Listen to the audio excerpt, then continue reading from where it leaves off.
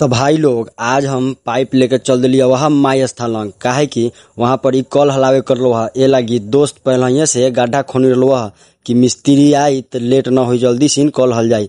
फिर देखली वहाँ कि मिस्त्री आ गल थू ना, मिस्त्री अलथू ना बोला के ले गेलिए वहाँ जहाँ की गड्ढा खोना रहलो हा।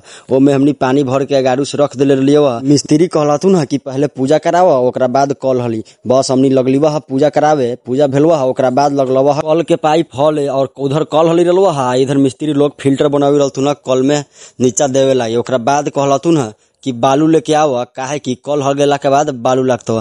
फिर हमनी चल दिलिए वहाँ बालू ला। यहाँ बालू बोरा में पैक कर लिया वहाँ। ओकरा बाद छाकरा पर लाद ली वहाँ, छाकरा टपै न लो कैसो ठेल ठेल के छाकरा टपा के आ सीधा लेके चल दिलिए वहाँ। ओकरा बाद पहुँचली वहाँ तो देखली वहाँ कि पाइप फल गेल हवा। ओकरा बाद पाइप भी डलाई हवा।